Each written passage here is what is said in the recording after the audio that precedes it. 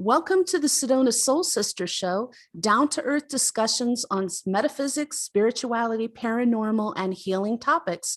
The Sedona Soul Sisters are the most trusted psychic mediums in Sedona, Arizona. We are Rosalind Reynolds, myself, Ivory Lanou, Melissa Brace, and Terri-ann Russell. We have offices in Sedona, Arizona, where we see clients from all over the world. Today's topic is animal communications. If you are watching this show and you have questions, don't worry if it's after the show. You can email us questions. That email address is in the discussion box of the show, and we'll be happy to answer them at any time. So, animal communications. Whenever we talk about this at the office, I think of you, Roz. I think of all of us, you probably do the most of that, maybe have the biggest focus on that. I could be wrong. Tell me if I'm wrong. I feel like, I don't know, I just love animals. I always have. We're attracted to each other. We look at each other and we make a connection. And they talk to me a lot, and I talk to them.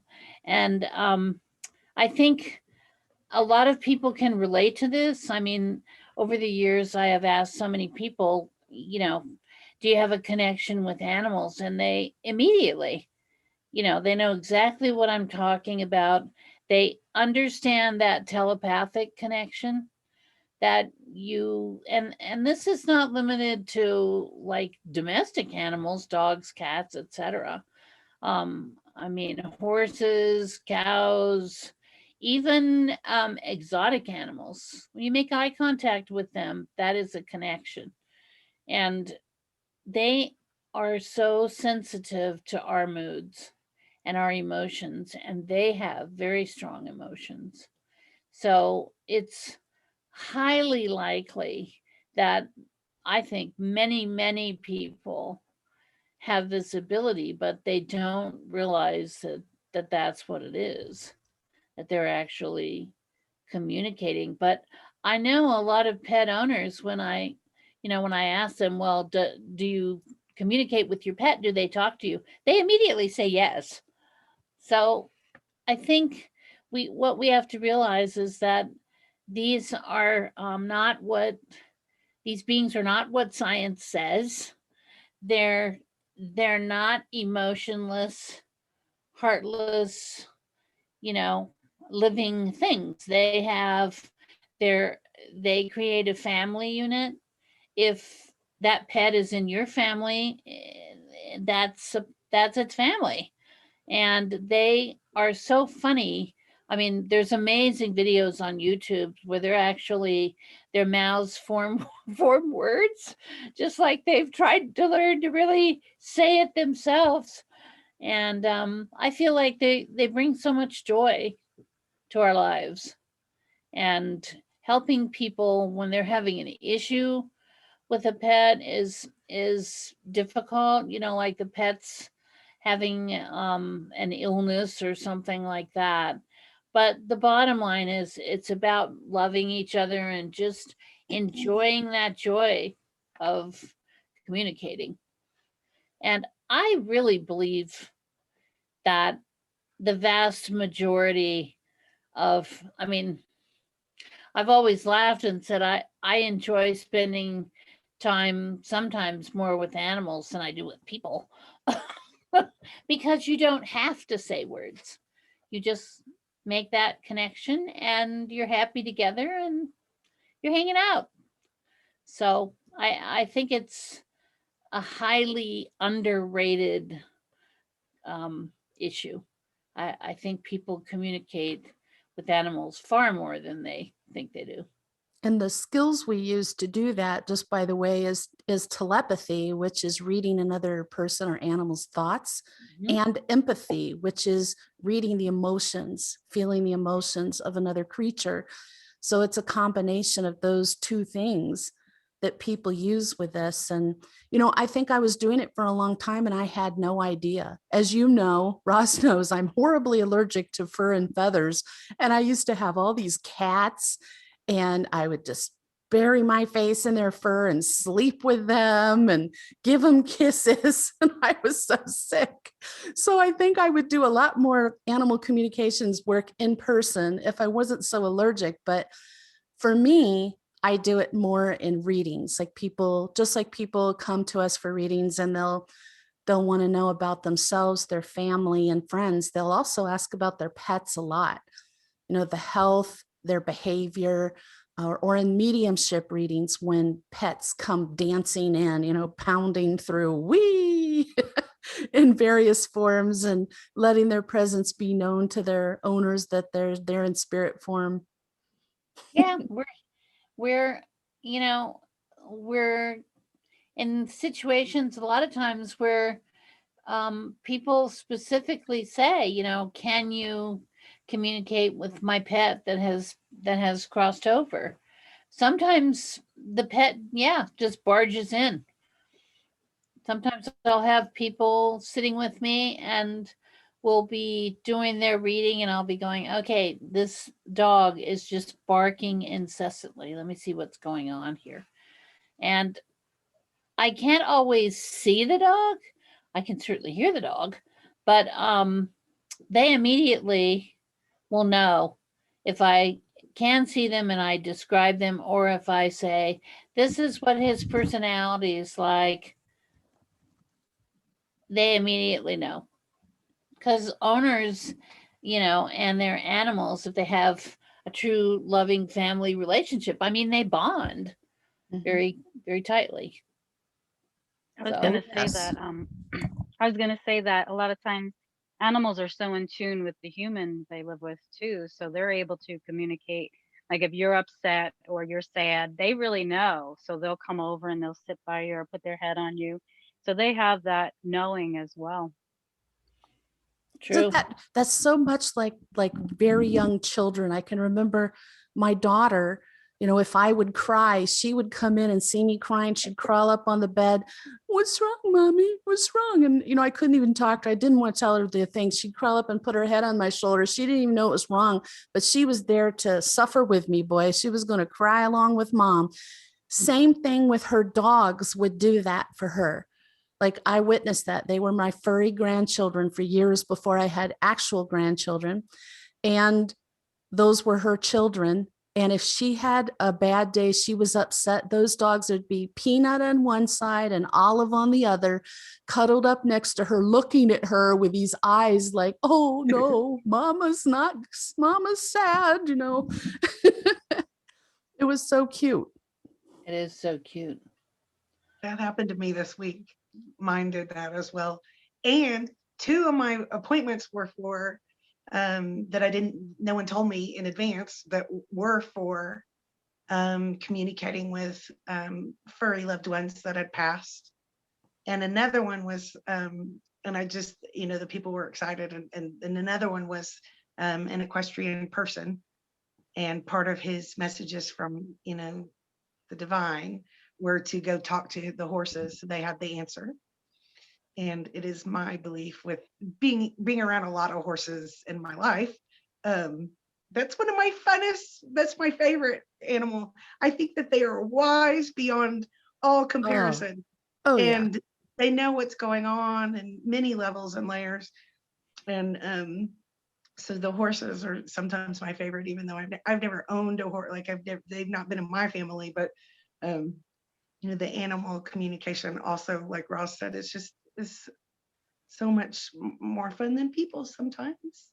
I was thinking about horses this morning, thinking about today's show, and two things were coming to my mind. One about when I was a teenager living in Maryland, which is horse farm country. We had 3 horses, and my horse was named Spunky, and I would ride that horse every day.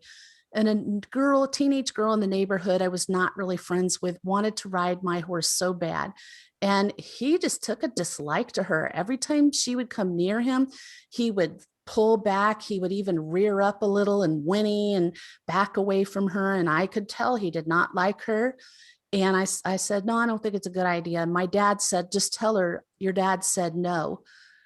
And so what she did was she snuck onto our property when we were gone, jumped on my horse, and tried to ride him, and he ran straight over to this big pile of concrete and bucked her off right into it. I guess her parents were all upset. And my dad's like, okay, number one, we told her she could not ride the horse. Number two, she broke in and got the horse. So, that, and it turns out what she had done was kick Spunky's sides really hard to try to get him to run, because she had seen me galloping on him and he wouldn't move for her.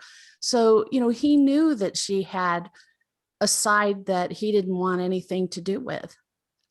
And then the other thing was my good friend in Sedona, who volunteers at a horse rescue.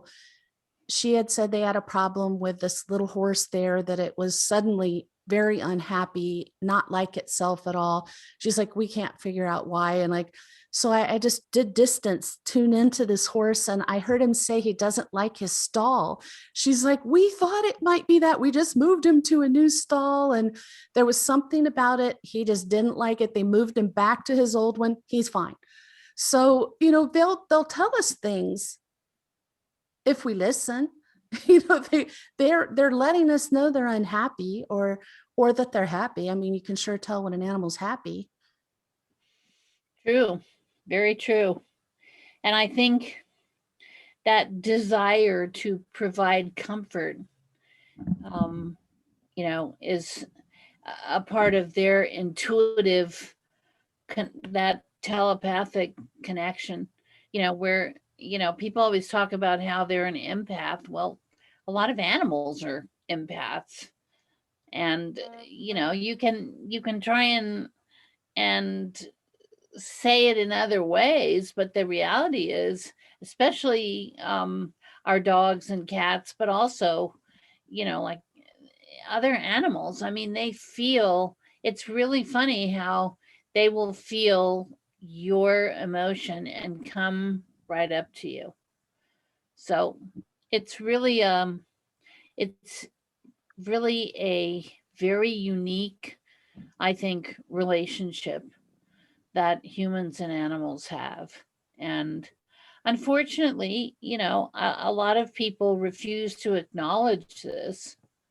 And it's heartbreaking to see an animal that, for whatever reason, has had to be rehomed, and they're not adjusting to that well. They have fear, they have abandonment issues. People who acknowledge the emotions that animals feel, you can tell when they're feeling abandoned. Like Terri-ann's dog is so sensitive. He is just the most sensitive little soul. And he came to live with her by circumstances that we don't really know, but she selected him, and he's just basking in that. And he's so excited to get to be with her and her daughter and her husband. And he, once he realized that he was safe there and everything was good, he was a happy camper. And Yeah. I've had over the years a large number of rescue dogs, where I went and got them at the shelter, and it's pretty interesting because they immediately recognize that they've been picked, that they've been selected, that you're going to take them with you, and the joy that they feel is just amazing. They don't have to do much to communicate that. And of course, especially with dogs, but cats also, they smile. They have emotions that they show. So I think for a lot of people, we're now seeing, because of the vast number of YouTube videos that people have posted of their pets, friends' pets, etc. It's great to see them, just joyous and so happy. And you can feel that. And when you have that in your home, it's really nice.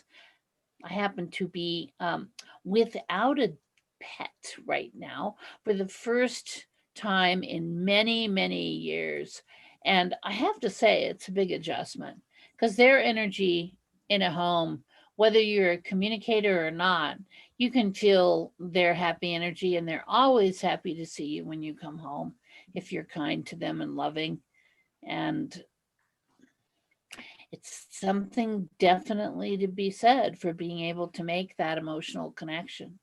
So I really encourage people to think about how the energy of your pet and, you know, extends itself to you and what they are trying to communicate with you about. which is a whole lot of topics. It can Yeah. be about their health. It can be about another pet. It can be being bored or lonely, mad. I think I've seen all of those.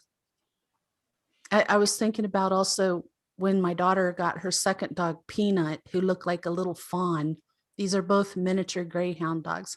So Olive she'd had for about a year and a half. Then she got Peanut, and Olive was depressed. I would visit, and Olive would lay around with her paws over her eyes and her head down. Oh, And when she'd look up, she'd have this soulful look in her eyes, like, how could you? You know, replaced. why are you doing this to me? Because this little dog was just crazy all over the place and nipping at her, trying to get her to play. And she was a lot older. And it was really sad. I mean, I loud and clear heard her say, get this thing out of here. And she hated that dog, but then eventually that became her baby. It was interesting. Like at some point she must have figured out, kind of like kids do, that that second child's not going anywhere. And that became, Peanut became her baby. And then it was okay. But I felt so sorry for Olive. I would start crying because she'd look at me with those eyes and you could just see it in there. She was just miserable. He's like, take me out of here. So I think everybody's seen that, and pets that communicate so clearly through their expressions, you know exactly what they're thinking. I feel like people who have birds that talk, um, of course, they mimic a lot of the words uh, that people around them say, their humans say, etc. But they're very expressive too. When they don't like something, I mean, there's no question that animals have a strong ability to communicate directly with us and to let us know, hey, I love you, or hey, you're making me mad. And I think animals either they might be telepathic and psychic, because there's instances, well, I think plenty of people know who've had pets. If you're thinking you're going to take them to the vet that day and they're going to get shots, and the dog doesn't even know that, but the dog goes and hides, or your cat Mhm. goes and hides, like they Mhm. just know somehow. You haven't talked about it, but they just know. It's And then that another, telepathy. oh yeah, and then another thing that just blew me away, it was so beautiful, was I think it's in Rwanda, that there's elephants will show up at this gate when little rescued young or baby elephants are being brought to the sanctuary. And it's not like nobody announces it to them, but they just show up at the gate and they're waiting, like a family of them are waiting for this little baby to come join them. That's amazing to me. I I absolutely have, gosh, such a long um interest in elephants, and it's quite interesting to me that my daughter seems to have, I mean, we never talked about it necessarily, but she actually went on a trip, saved her money, went on a trip to Thailand and stayed a week at an elephant sanctuary, getting to be around the elephants and their little calves, their babies. And she just loved it. And I'm always posting elephant videos of especially of the babies on my YouTube. Um, I mean, not YouTube, Instagram, where I can just read them. I can just hear their thoughts, these little babies, and they are the cutest things. And animals in herds like that have strong communication skills amongst themselves. We don't hear, except for a tiny segment of elephants communicating out loud to themselves, because we don't hear in the range that they communicate, which is very, very low. It's a very low frequency.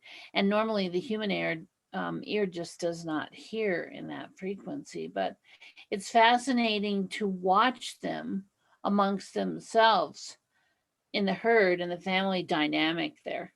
And again, I mean, I think it would just be so wonderful to be able to, actually hear their words, and which I do sometimes. And I watch a lot of elephant videos. And if you ever want to just laugh, watching those baby elephants is just a hoot. I mean, they are rowdy, they are running around, getting into everything. You can see, unfortunately, a large number of them are orphaned. So they are coming into a different family environment. But the ones that are with their mother, it's so cute how they'll communicate. You can see them communicating amongst themselves. So I really encourage people to open their head and kind of think within themselves that they have the capability to know intuitively what animals are saying amongst themselves. They can step outside of some old thought patterns where people thought animals are just dumb creatures. That's not true. Most of them are so intelligent, they're emotional, they communicate, and it's really doing them a huge disservice not to acknowledge that. I was reading up on ways that you can prepare yourself if you want to start picking up better on communications from your own animals, is to first calm your energy down. Gee, what a big shock that is to all of us. Like, to calm your energy, get yourself real balanced and calm, and then the animal will be more calm and be able to communicate with you better. It's just puts you on a better platform. That is very much like when we do readings. We try to get ourselves in a really calm, centered space. It's nice if our clients can do that too. It really helps. So it made sense to me. And then I was reading about these studies where animals do not like it if like groups of people are looking at them. They'll try to hide. Like, they don't like that. So if you look away from them and don't send your energy towards them, like try to calm your energy and retain it within yourself when you're around them, that helps too, just to help them open up towards you. And I thought of you, Roz, because I know you like your chickens.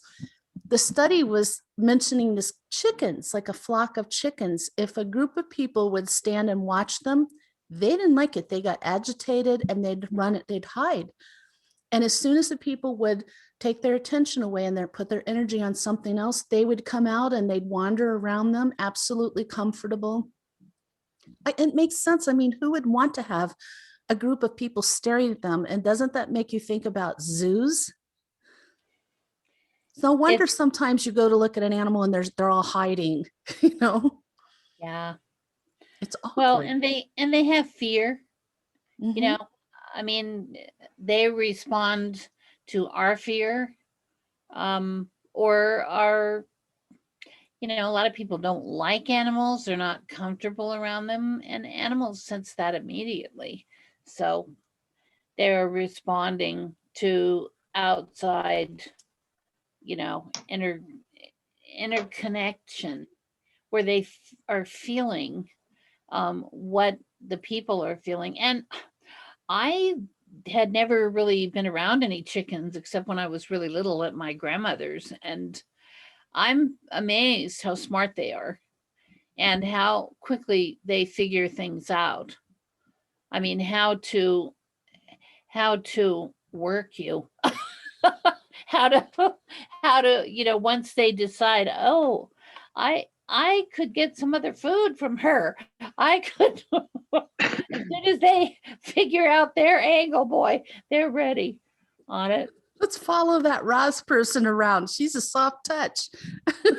Yesterday I drove up, and some of you guys know that I live on a little farm. So it's not my farm, so they're not my animals, but of course I talk to them all and relate with them all, etc. So we have acquired two female goats and a billy goat. And this billy goat is just a character. You can tell that he was raised around everybody, and he thinks he's a dog sometimes.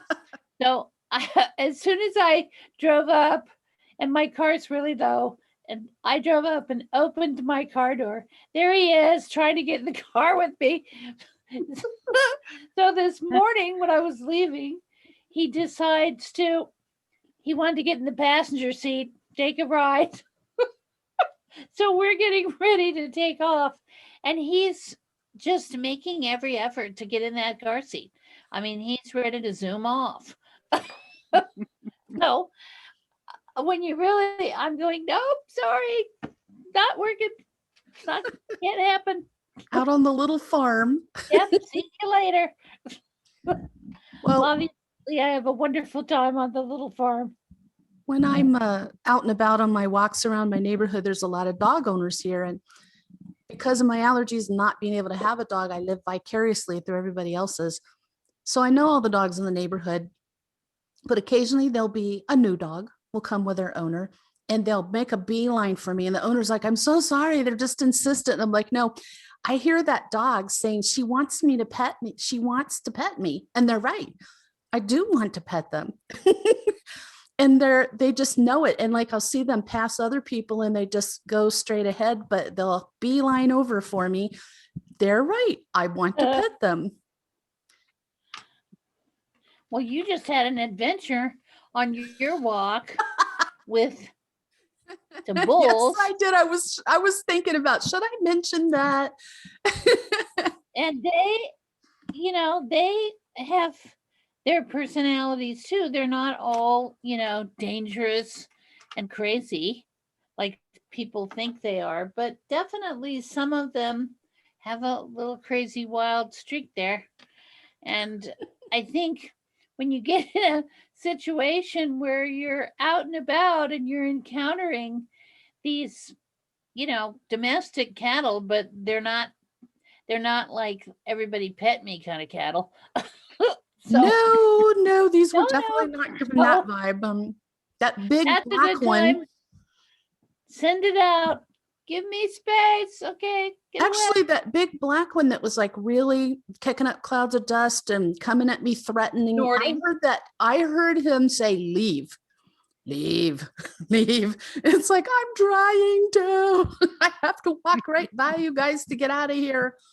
I encountered a herd of bulls, a bunch of bulls in mating season. Really fun. Well, for those of you who don't live in rural areas and farm country, life can be an adventure on the hiking trail. If you're crossing the Forest Service lands that are open to range cattle. Yes, that was my last hike on that trail until mating season is clearly over. You're like, I'm leaving, I swear. I'm making my way out. And I was reading when I was reading about that, like how people can prepare themselves for animal communications. And I was thinking back to that event, recent event with the cattle. And I thought that's exactly what I did was I sucked my energy completely into myself because I didn't want to project any kind of a threat to those bulls. I wasn't any kind of a threat, but they seemed to think I was just because I was within 40 feet of them. But I sucked my energy in so that I was not projecting any energy at all around me or too far out or toward them in any way. But I wasn't thinking about it at the time, but that's exactly what I did. You were in their space. Oh yeah. You know, apparently. there's so many animals that are a little bit territorial, you know, like, hey, what are you doing over here in my space? So pretty Speaking funny. Yeah. of territorial, I used to live next door to Roz, and one of my favorite beings on the planet is the horse that's there, and the horse comes out every day and does her thing, and we all talk to her, and she's just a blast. But we would spar a little bit, she and I. She would come and she would go, and stand behind my car and say, "You're not going to work," and until we had a conversation, and she would sass me and tell me what to do and snip at me a little bit, and I would bonk her on the nose, and it was so delightful because she wanted her time, and it was her way or no way, and we were like little kids sometimes. It was the Yeah. best fun I've ever had, and I've learned so much from her, and so I miss living. I don't live next door anymore, but I'll have to come visit soon and hang out with Cinnamon and have just a little bit of a fun, sassy conversation with her, because it's just a blast. Before she bet. brought me in and won't let me out and says, "No, no, you're not going anywhere yet." They're pretty I don't know. They all have their own personalities, and they're pretty outspoken. I mean, as people think, you know, so a horse is a herd animal, and they're comfortable in a herd, a family environment. That's where they like to be. So you do become part of that family, and they're very social. You know, they want to express themselves and let you know. And of course, she's very old too. And so she follows everybody around and, you know, wants to be petted. So she's nudging you and, you know, trying to get your attention. The ultimate goal of that, I think, in her case is, I mean, because she's so old and she just likes to nibble all day. So if you wanted to give her a little treat or something, it wouldn't be heartbreaking. she's always anticipating that. I feel the same way myself sometimes. If you want to give me a little treat, it wouldn't be heartbreaking. I'd be okay with that. You know, especially 3 o'clock in the afternoon. Well, it's really funny because I wanted all my life, I really wanted to own a horse. Um, I exercised people's horses. I spent time around horses, um, et cetera, et cetera. But the deal is, you know, since they want to be paid attention to, and they're pretty demanding at times. You know, when when you're in an environment where you're just trying to exit and go to work or return, that time they demand can become lengthy.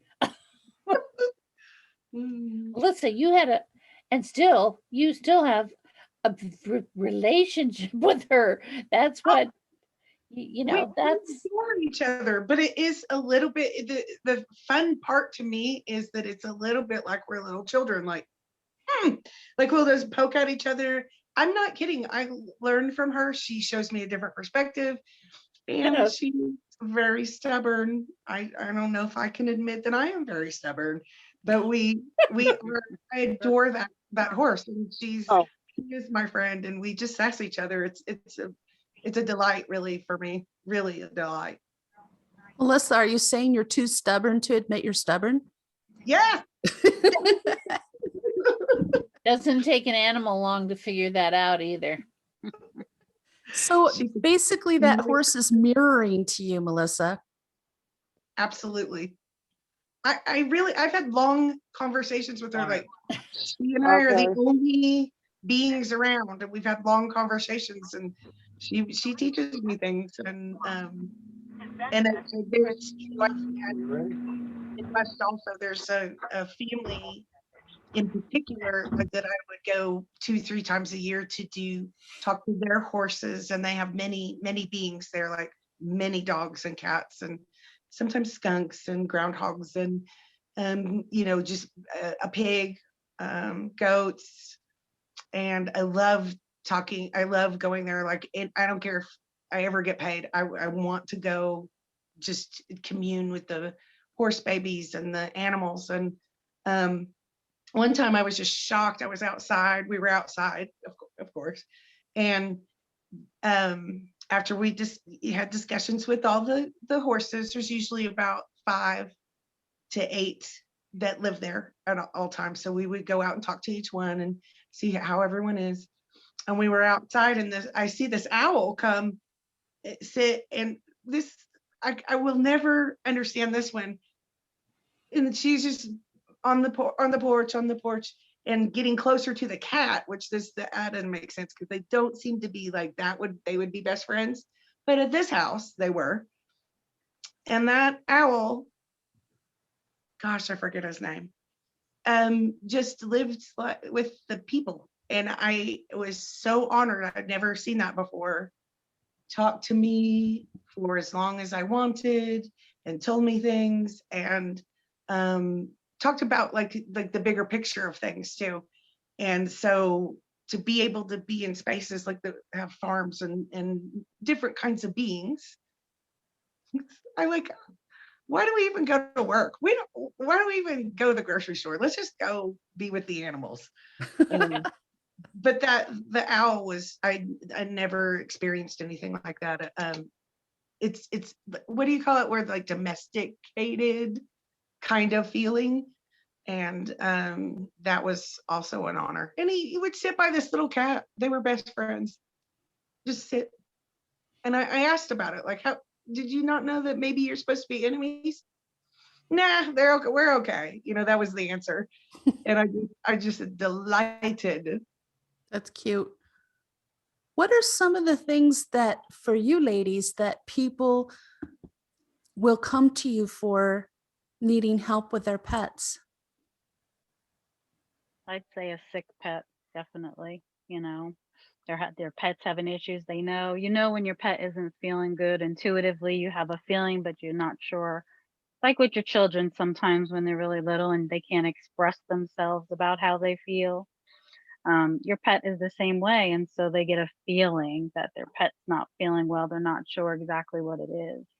And so I've seen a couple of pets. I don't do as much animal communication as you guys, but I think it's really interesting that the owner has like this sense of something going on. And when I communicate with the pet, they're like, yeah, I'm not feeling good. And I feel it in my body.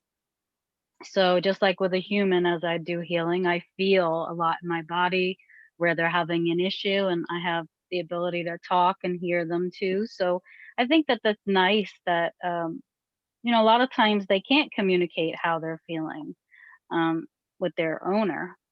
And, a vet costs a lot of money.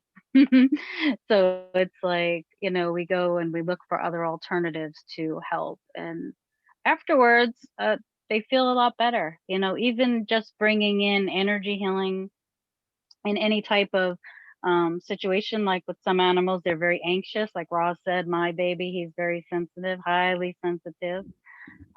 So in the beginning, when I brought him home, he would be very fearful. He wouldn't he would tear things up a little bit and try and, make his way and try and figure things out. And as he's been with us, like she said, he's become more comfortable. But in the beginning, I would do energy healing on distant clients, not directing it towards him, but he would be zonked out on the couch. You would have to see him. It's like as if he had like doggy catnip or something. He would be sleeping on the couch, like zonked out in another world. But I think for him, he adjusted to that, and he likes that aspect of being with me for that reason. Interesting. I would encourage people, if you have any interest in learning pet communication, the the most important thing is you and your desire to do that, and your openness to receiving information from them and receiving information. I mean, there's definitely a wealth of information out there on the internet. There are a number of pretty famous pet communicators, animal communicators, and it's very much a a skill and an ability that I think a lot of people have, and it's not difficult to develop it. And the one thing I think is important is to realize that they do talk, they do communicate, and amongst themselves, but also directly with us. So if you're open to that and you're comfortable with that idea, you're not stuck in thinking, oh, well, this is an animal, they're not capable of that. Um, check it out, because it's very satisfying to be able to help um, a a creature that cannot talk in the same language to you. So vulnerable. It's like babies, like Terri-ann was saying, babies who aren't feeling well and all they can do is cry and they can't tell you what's going wrong and you feel so helpless as a mother. Well, pet owners, those are your babies too. And you can feel so helpless when you can see that your pet's suffering. It might be a mood issue, like suddenly your pet is not its happy, peppy self. It's isolating, laying around a lot. You can tell it's just not feeling happy, but you have no idea why. So it's good. I mean, you can come to one of us and we can help you with that. And there's people who identify themselves as pet animal communicators. That's all they do. So, sometimes I actually refer people to them when it's something that's deeper than what I can get. Once in a while that happens, but the point being that it gives you this insight into a being that can't speak to you in normal ways so that you can help them.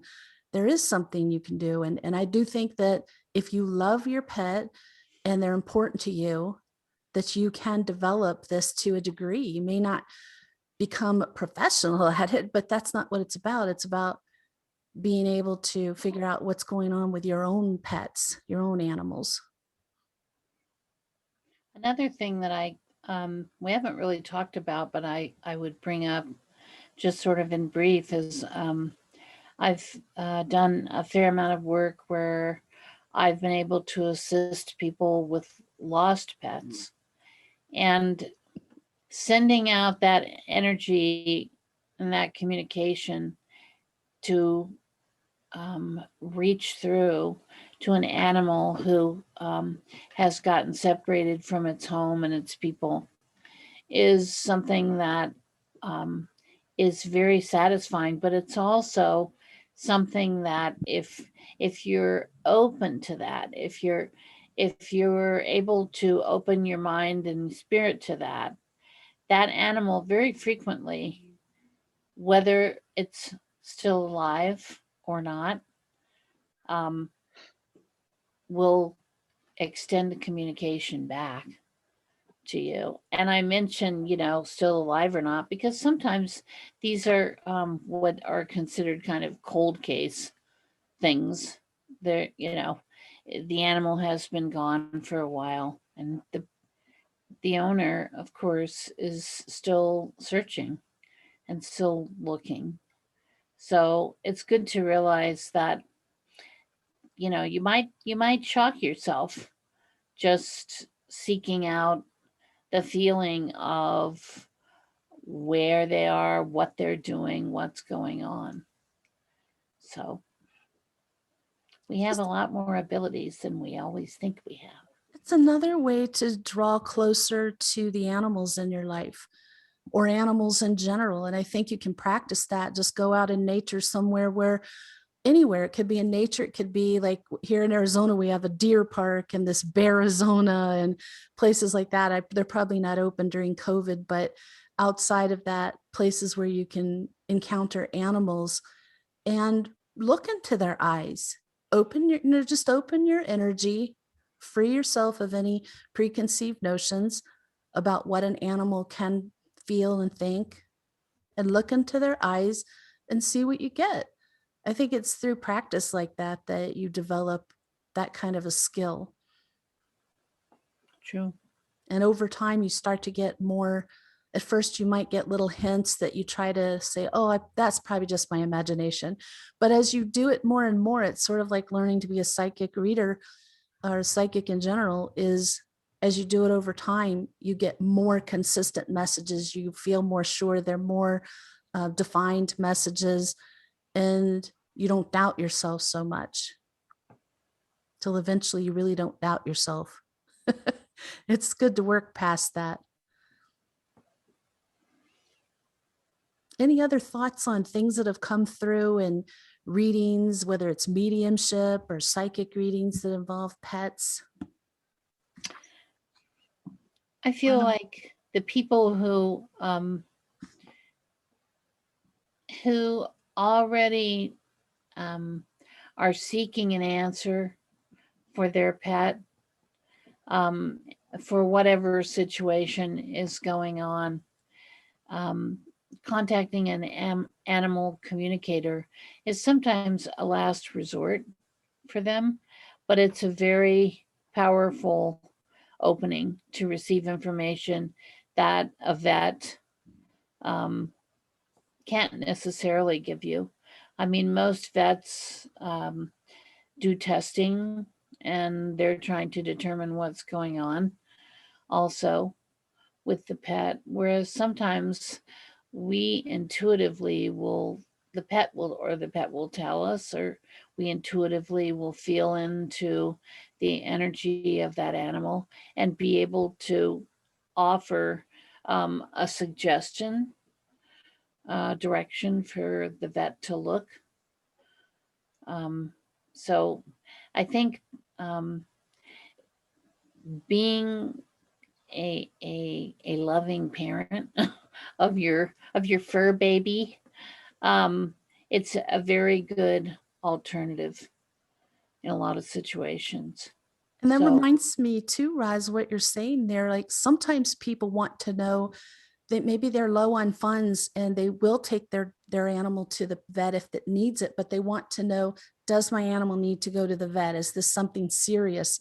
And I think that's something that we can definitely tune into and tell you, and anybody who has that ability can tune in and tell you, generally what's going on, where in the body. Like Terri-ann was saying, like I always feel it. I was telling somebody yesterday, I was doing a reading and they had questions about their pet, and I was feeling like both the joints at the base of their front legs. And it was like it got cold there, which is really unusual feeling. But anyway, so they could go into the vet and say, okay, or say whether this is serious or not. Yes, they need to go to the vet. I think that this can be taken care of, in a natural way, or they just need some rest. So it can put your mind at ease, and you can develop this for yourself and save yourself some money to learn how to tune into your animal even better than you do. Probably just loving it as much as you do you already have a pretty darn good bond. Let's face it, that's really the core of it. It's true. And then I've had a lot of calls over the years for missing animals and all that kind of stuff too. And one of my favorite perspectives that I take, at least, is you're all they have. You are their family. They're locked in houses. They're locked in gates. We get to go out and meet people and do things. But it's like it's almost like I think they're waiting for us to wake up to that they always talk to us, and they want us to know. And again, the different personalities, they might just say one or two things or might converse a little bit longer, but we are all they have. And they would be glad to tell. Like, I don't know why my tummy hurts, or that thing about I like to chew up your shoe and pee on your clothes because I don't like your boyfriend, which that has happened at my house before, and stuff like that. They'll tell you, and it's just, it's, even if you feel like you're making it up, try it out. Maybe like jot it down what they said, and look back a little bit and go, oh, you were telling mom the truth. Oh, I understand now. And that communication bridge can be stronger and stronger over time, because I just think they're waiting for us to catch on that they are chatting with us. I love that. And I think that's so true. They're like, why can't you understand? I'm telling you very forcefully, peeing on your clothes. Oh my God. I had a dog. Well, no, my daughter had a dog despite my allergies when I was single, newly single. And every time I had a date, they would show up at the door to pick me up, and that dog would pee on their shoes. And it was so embarrassing because sometimes they had like really expensive leather shoes on, and I was just mortified. And that dog was just really jealous, really jealous of any man, because it was just me and my daughter and this male dog, Hollywood. He was just stating his claim there, like, oh, no, you don't. This is my house. But I'm sure everyone listening to this show has got their own stories, and we're probably jogging your mind for all kinds of things you've experienced yourself. Again, if you think of any questions you want to ask, usually what happens is by the time the show's over, people have all kinds of questions. So in the show notes, you're going to see an email address if you're watching this on YouTube. Actually, even if you're watching it, listening to it on a podcast platform, you can email us your questions at any time. We'll be happy to address them. And if you don't see that, just look up our website. You've been watching the Sedona Soul Sisters show. If you'd like more information about us or our services, please visit our website, sedonasoulsisters.com. Subscribe to us on the podcast platforms on our YouTube channel so you don't miss anything.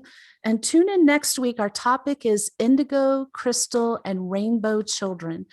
That's going to be fun. You're going to find out what that is, whether you're one, whether your children might be that. So I think it's going to be really fun. One of Roz and I's favorite topic, and probably you ladies too. So in the meantime, we hope you have an enlightening week.